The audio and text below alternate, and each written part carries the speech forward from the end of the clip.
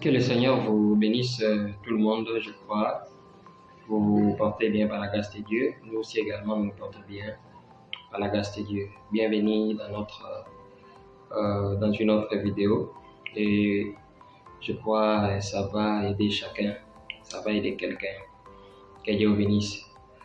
Je m'étais tellement senti concerné et poussé à dire quelque chose au sujet de cet événement moderne qui vient d'être rendu clair par la prophétie. Mais ce que je m'inquiète plus, c'est l'essence que nos frères du message commencent à donner à cet événement. En tout cas, je vous avertis, nos très chers bien-aimés, ne faites pas de William Branham un prophète qui rate ses prophéties. Frère Branham avait reçu le pouvoir de l'infaillibilité et aucune de ses prophéties n'a failli. Alors, cependant, c'est nous les prédicateurs qui transformons l'essence de ces prophéties en cherchant à faire dire au prophète ce qu'il n'a jamais dit. Par là, qu'est-ce que je vais dire? J'interpelle et j'attire l'attention du prédicateur du message. Je vous avertis et je vous exhorte en vous disant ceci: évitez cet enseignement de dire que le pape Léon serait le tout dernier pape. C'est être dans les faux et dans l'archi-faux. Dire que le pape Léon XIV est ou bien sera le tout dernier pape, c'est de la fausseté. Ce n'est pas maîtriser la notion prophétique, ce n'est pas maîtriser la notion de la prophétie. Vous allez voir que plusieurs personnes ont commis ces erreurs à partir de la Bible jusqu'à aujourd'hui. Lorsque la Bible parlait de l'arrivée du Messie, les docteurs, comme les docteurs d'aujourd'hui, avaient mal saisi cette prophétie. Et ils ont appliqué cela à leur manière. Ce qui a fait que lorsque ce Messie est devenu, ils l'ont mal connu.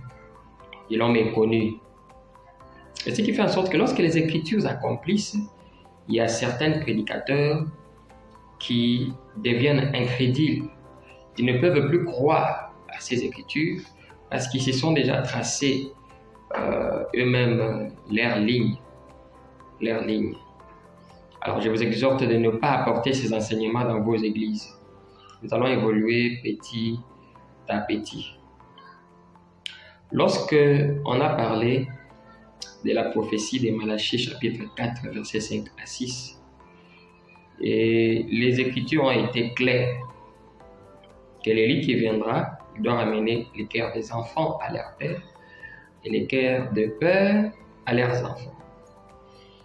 Et plusieurs personnes n'ont pas saisi l'essence de cette prophétie, prenant toutes les applications, donnant cela à Jean-Baptiste. C'est ce qui a fait que lorsque le deuxième Élie est venu, ils ne l'ont pas connu, ils ne l'ont pas reconnu plutôt. Parce que Jean-Baptiste avait la mission de ramener les cœurs de pères à leurs enfants. C'est ces pères-là qu'on a appelés les rebelles, parce que les rebelles, ce sont ces pères-là qui se sont rebellés contre les prophètes, ils les ont assassinés en ornant leur tombeau. Ce sont ces rebelles que Jean-Baptiste devait ramener. La sagesse, c'est juste, c'est la révélation de l'heure. Quitter les sacrifices de boucs et de taureaux et entrer dans les véritables sacrifices. Et cette dernière génération a mal saisi cette écriture, donnant toutes les applications à Jean-Baptiste, oubliant même que les jours redoutables dont il s'agit de Malachie 4, c'était la seconde venue. Vous voyez, cet esprit a commencé très loin.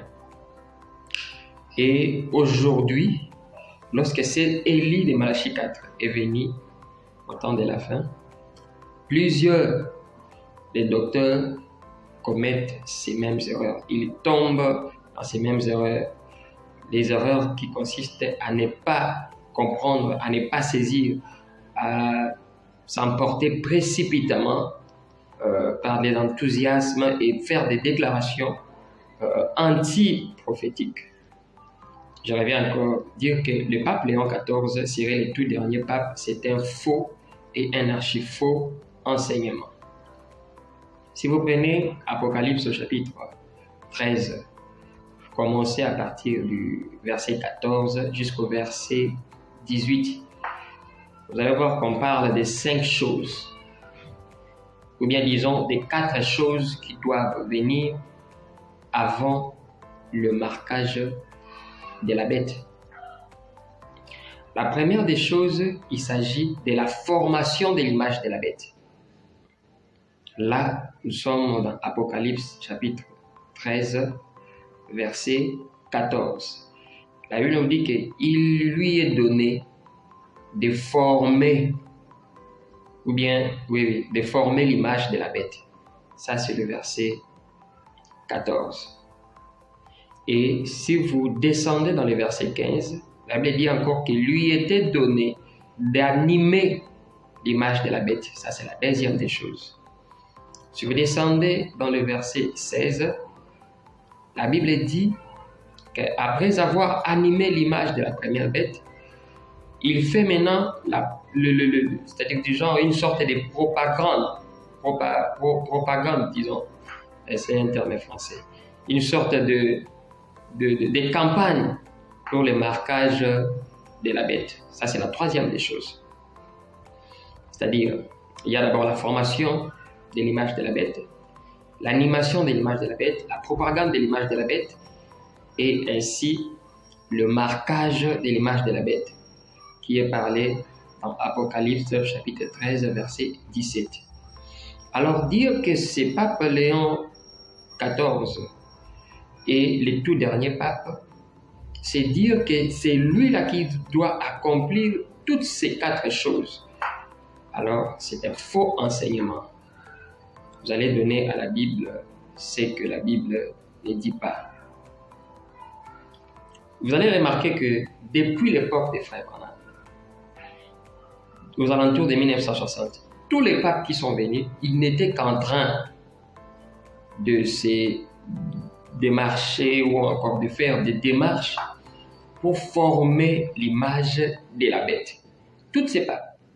Si vous prenez, je crois, la prédication intitulée Le 3e Exode, prêchée le 30 juin 1963, Branham il dit, même notre nouveau pape, son objectif est d'unir les frères.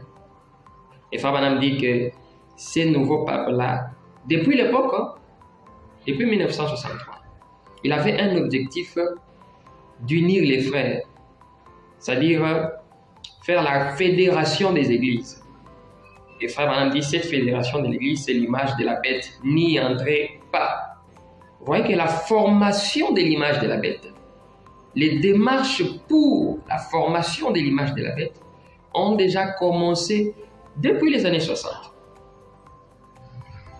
Et si vous prenez les actes du Saint-Esprit, cette citation star d'aujourd'hui, au paragraphe 87, les gens ne remarquent pas ça. Frère Branham me dit que, et quand ces papes ici des États-Unis, lorsqu'il viendra, Frère Branham me dit, on formera alors, pas la marque de la bête, mais une image, ou bien l'image de la bête, toujours l'image de la bête. C'est-à-dire la mission de ces papes Léon XIV est la même que tous ces papes précédents en avaient. Ils sont tous dans le verset 14, même pas le verset 15. Sa commission, peut-être la particularité que lui il aura, peut-être ça sera d'achever les démarches pour la formation de l'image de la bête. Voilà, Branham dit, on formera alors. Mais la formation de l'image de la bête, c'est une chose. Et l'animation de l'image de la bête en est une autre. Voilà pourquoi si vous prenez le verset 15, on dit qu'il lui a été donné d'animer l'image de la bête. Et c'est quoi animer l'image de la bête? Animer l'image de la bête, c'est rendre maintenant effectif. C'est rendre maintenant officiel. C'est entrer maintenant dans le mode exécution de l'image de la bête. Et là, nous ne sommes pas encore arrivés. Et après l'animation de l'image de la bête, il y aura maintenant campagne. Maintenant pour le marquage. Campagne pour le marquage. C'est-à-dire le marquage vient à la fin. C'est pas que sa mission, ce n'est pas la marque de la bête. D'ailleurs, c'est la chose que j'ai reproché à notre abbé Blaise Kanda, qui ne comprend rien du tout des citations des prophètes, bien qu'il les lit, mais il ne comprend dessus rien du tout des travers. Et étant devenu un influenceur dans les réseaux sociaux, il fait des bruits inutilement, il ne comprend rien à cette prophétie. Je vous exhorte, monsieur l'abbé, de rester dans les couvents et de prier, je vous salue Marie, ainsi de suite, pour l'édification de l'Église catholique. Ne touchez pas ce que vous ne maîtrisez pas. Donc vous voyez, Léon XIV n'est pas là pour la marque de la bête. Léon XIV est là pour l'image de la bête. Et dans quel contexte il est là pour l'image de la bête? Il est là pour la formation de l'image de la bête. Et plusieurs papes déjà ont milité pour la formation de l'image de la bête. C'est-à-dire, lui, peut-être sa particularité sera de venir seulement pour achever les démarches de la formation de l'image de la bête. C'est la même erreur que nos docteurs ont commise lorsque le pape François Ier a été voté, élu pape. Comme il venait de l'Amérique, et puis il y a même des docteurs qui en ont fait des schémas, hein, disant que lui, il sera le tout dernier pape, les comparant même au 4e cavalier qui monte le cheval pâle. Bien sûr, ça c'est vrai. Le pape Paul VI et Jean-Paul II jusqu'à François Ier, leur manière de travailler ont correspondu aussi aux 4 cavaliers. Ça c'est évident. Paul VI, il s'est plus préoccupé de la religion et celui qui est venu après, c'est-à-dire Jean-Paul II, lui, il s'est plus préoccupé de la politique.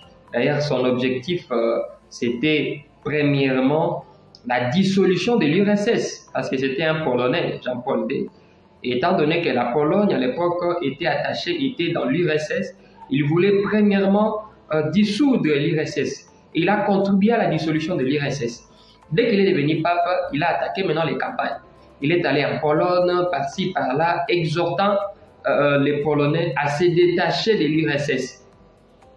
Et il a atteint son objectif. Il n'y a pas eu un pape plus politicien que le pape Jean-Paul II. Et il y a aussi quelque chose que j'allais dire au sujet de notre cardinal Fridolin Ambongo. Je ne sais pas si je peux appeler ça critique ou encore remarque depuis la basilique Saint-Pierre, disant que ce qu'on lui reproche, il est trop politique que religieux. Non, ces reproches ne pèsent pas. Parce que je doute fort que le cardinal Fridolin Ambongo soit plus politique que le pape Jean-Paul II. D'ailleurs, lui, il est plus dans les déclarations. Mais Jean-Paul II, il n'est pas seulement dans les déclarations parce que c'est fut un journaliste. Il parlait beaucoup. Et à part les parler, il était même sur le terrain. Jusqu'à aller même faire des campagnes pour la dissolution de l'URSS. Maintenant, comment ce pape Jean-Paul II est devenu pape? Comment c'est cardinal? Depuis son office de cardinal, il était très politique. C'est ce qu'il envisageait. Donc ce n'est pas une raison pour disqualifier notre cardinal Ambongo. Seulement, il n'y avait pas eu assez de poids peut-être. Donc c'est un peu comme ça pour faire sortir la fumée blanche. Donc je le répète, nos frères du message, n'enseignez pas que le pape Léon XIV est le tout dernier pape, j'ai dit, et je vous remercie. Que Dieu bénisse.